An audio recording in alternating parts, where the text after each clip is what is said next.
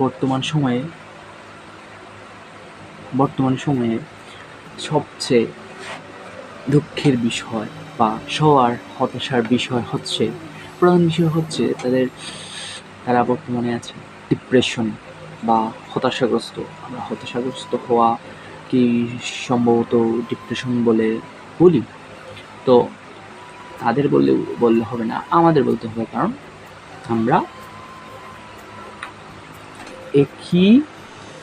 এই কাজগুলোর কি প্রধান ভুক্তভোগী। আমাদেরও এই সমস্যা হয় এবং আমরা প্রতিনিয়ত এই সমস্যাগুলো ফেস করি। তো কথা হচ্ছে, আমাদের যখন সময় মনে হবে যে life exactly what is the life is, জীবন আসলে কি, যখন সময় বুঝবেন যে আমরা জানি কি আমাদের সৃষ্টিকর্তা এইসব আমরা এইগুলো ধর্ম বিষয়গুলোকে জানি।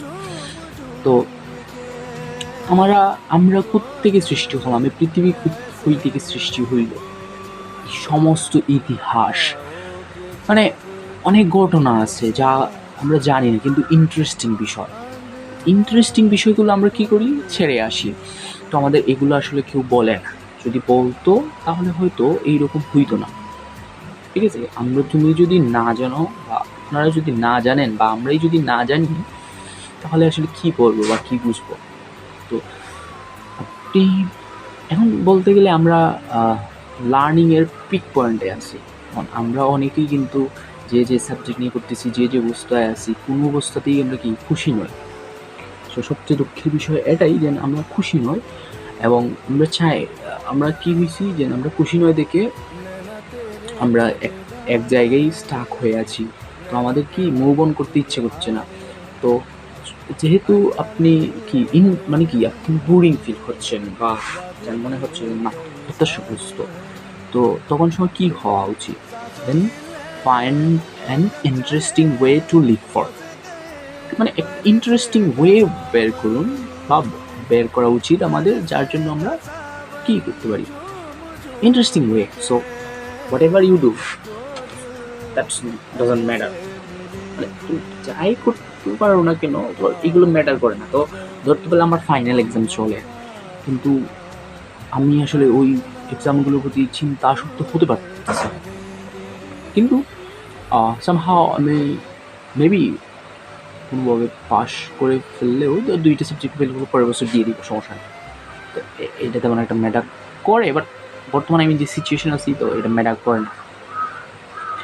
তো কী হইল, এখনও আমার ওই যে ইতিহাস কাটাকাটি, এই সভ্যতা, মানব সভ্যতা, এই সভ্যতা, ওই সভ্যতা, ওই ইতিহাস, ব্রিটিশ শাসনামল, এর আগের শাসনামল কী ছিল, বাংলাদেশ কোত্থেকে সৃষ্টি হয়েছিল, বাংলাদেশের মানুষ কোত্থেকে এলো, বাঙালিদের কোত্থেকে সৃষ্টি হইল, মানে এইগুলো বিষয়, এইসব আজে বাজে বিষয় যখন সব সম্পর্কে আপনার মোটামুটি একটা ধারণা থাকবে, আপনি বলতে পারবেন যে না, যখন সময় এইগুলো সম্পর্কে একটু ধারণা বা জানতে শুরু করবেন। সো এটা কিন্তু শেখা না বা পরীক্ষার জন্য লেখার জন্য নয়, সো আপনাকে জানতে হবে যে কী ঘটনা ঘটছিল। তো ওই ধরনের ঘটনা যখন আপনি জানবেন, তখন দেখবেন মানে একটার পর একটা আসতেই থাকবে, মানে এক স্ট্রির পর এক স্ট্রি আসতেই থাকবে। তখন সময় কি হবে, আপনার ধরেন আপনি শেষ করতে পারবেন না রাতের পর রাত, মানে কি তখন সময় আপনার মোবাইলের প্রতি যে অ্যাট্রাকশন ছিল, সেটার দিকে কি ডিস্ট্রাকশন মেইনলি হবে। কারণ কী হবে, ধরুন আপনি এই ইতিহাস ঘাটাঘাটি করবেন, তো একটা যখন সময় আপনি ওই যে বললাম প্রথমে ইন্টারেস্টিং ওয়ে, তো যখন সময় আপনি ইন্টারেস্টিং ওয়েটা খুঁজে পেয়ে যাবেন, তখন সময় আর এইসব বোরিং কাজ করবে না, কারণ আপনাকে জানতে হবে যে এই জিনিসটা কেন হলো। সো একটার পর আরেকটা পার্ট আসবে। তো এইসব যখন জানতে থাকবেন, তখন সময় আপনার আর বোরিং লাগার সুযোগ থাকবে না, কারণ আমার তো ওই জিনিসটা খুঁজে বের করতে হবে, এটা কেন হইলো। যখন সময় আপনি প্রশ্ন করবেন, so every topic, every kinds of things are questionable. পৃথিবীতে যা হচ্ছে, কোন জিনিস আপনি প্রশ্ন করতে পারেন না। কারণ আমি জাস্ট নিজে অন্য কী বললো এইটা ভেবে যদি আমি বসে থাকি, নিজে কোনো কিছু করি না বা নিজে জানার চেষ্টা করি নিজ থেকে, তাহলে আমি স্যাটিসফাইড না। যখন আপনি সময় যে কোনো সামান্য বিষয় যদি আপনি স্যাটিসফাইড হওয়ার মতো বিষয় খুঁজে পান, তখন এর চেয়ে বেশি ইন্টারেস্টিং বিষয় কোনো কিছু হতেই পারে না।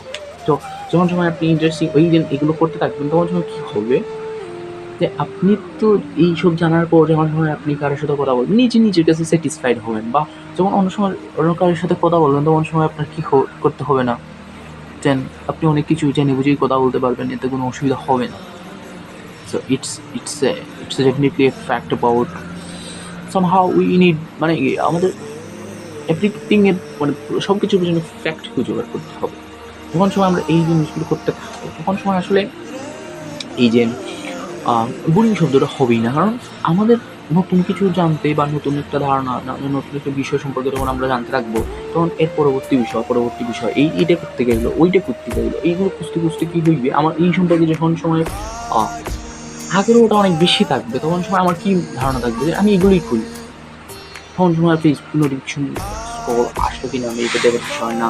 তো আমরা জানি না মেয়েদের অনেক বা কি অনেক নোটিফিকেশন আসতেই দেয়, তো মেসেজিং আননোন বা নোন সবাই চায় এই একটা জিনিস করে। তো অনেক ছেলেরা আসে, তবে আমাদের ইন্ট্রোভার্টিজমের সমস্যাগুলো তাদের তো তেমন একটা হয় না। তো কী হয়, তারা ফেসবুকে তেমন একটা বুঝতে দিলেও এইগুলো তেমন একটা মানে এই ফেসবুকে হুদই ঢুকে মানে আমি হুদই ঢুকি, আমার সারাদিনে একটা নোটিফিকেশন আসে না, কারণ আমি নোটিফিকেশান আসে না, কারণ আমি কোনো পোস্ট করি না, যার ফলে কেউ কমেন্ট ভাবে দিতে দেয় না, তার দেওয়ার সুযোগ নেই।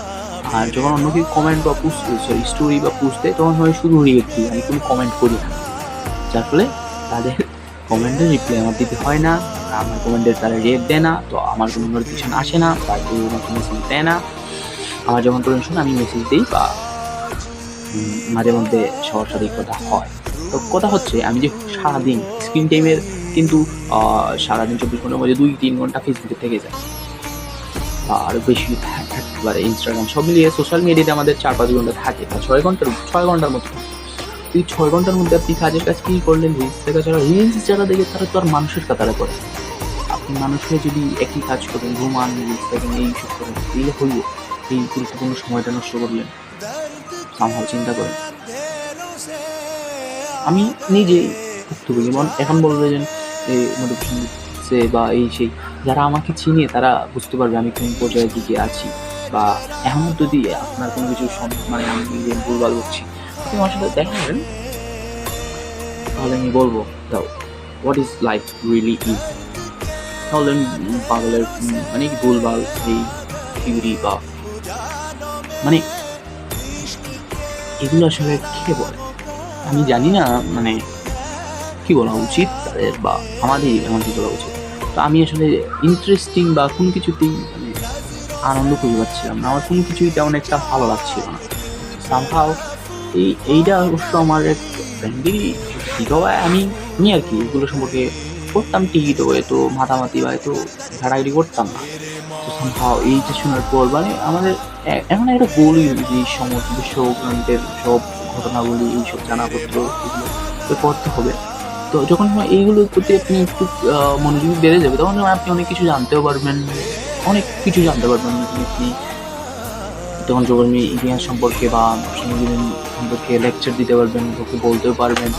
কাউকে বলার চেয়েও সবচেয়ে গুরুত্বপূর্ণ বিষয় হলো আপনি নিজে স্যাটিসফাইড হবেন এগুলো থেকে আসছে। যখন আমরা নিজে স্যাটিসফাইড হয়ে যাবো দেন এভরিথিংয়ের উপর, তখন সময় আর আমাদের কোনো অসুবিধা হওয়ার কথা না। আমার তো এরই মনে হয়, আমি তো এখন মাঝে আমার দুঃখ কষ্ট হয়, টাকা পয়সা থাকে না, এই দিয়ে আমার প্রধান দুঃখ। টাকা পয়সা নাই মানে কি, আমার ভাইদের বলবে দে, তবে এইগুলো দিয়ে আর কি জীবন চলে না। আমি চলছি, কষ্ট, ভালোবাসা এগুলো নেই, এইটা মানুষ প্রধান কষ্ট। ওয়াট যে এইগুলো ব্লা এইগুলো ফালতু জিনিস, ফালতু নয়, এগুলো প্রয়োজন আছে। যখন সময় আপনার কাছে কোনো কিছু থাকবে না, তখন সময় ফালতু মনেই হবে। সো এগুলো করতে পারেন, কোনো অসুবিধা নেই, নট ওয়েস্টেড টাইম। আমি অনেক সমস্যা করেছি, করছিও ইভেন। একটা কথা আছে না, যে বলে সে সবসময় পড়ে না। ধরেন সচিন টেন্ডুলকারের কোচ কি সচিন টেন্ডুলকারের চেয়েও ভালো খেলোয়াড় ছিল, ব্যাটসম্যান ছিল? যদি হতো তাহলে তো সচিন টেন্ডুলকারের যা নাম, তার কোচের কিন্তু এত নাম নেই। He is god of cricket.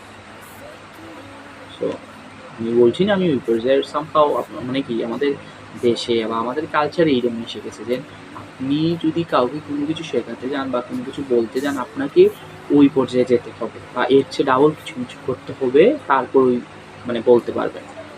তো এই সব বিষয়গুলো থেকে যখন আমরা বেরোতে পারবো না, তখন আমরা কোনো কিছুই জানতে পারবো না। আমার প্রয়োজন আমার জানা, এখন কে বলছে, সে কী করেছিল জীবনে, সেটা তো দেখার বিষয় না। তার কাছ থেকে যদি আমি উপকৃত হতে পারি, তাহলে যেই যাই বলুক না কেন, আমি তার কথা কেন শুনবো না? তো this is the fact. Learn to check the fact, মানে ফ্যাক্ট বের করতে শিখুন, প্রশ্ন করতে শিখুন। আমি শিখছি, আমি যে পারদর্শী তেমন না, আমি শিখছি। যদি এইভাবে চালিয়ে দিতে পারি একদিন, আমি আপনাদের অনেক সুন্দর বলবো। এখন তো ধরেন ছাড়া বাংলা ভাবে বলেছি, তখন সময় অনেক ফ্লুয়েন্টলি বলবো। Thanks lot for watching this video. Brain rod.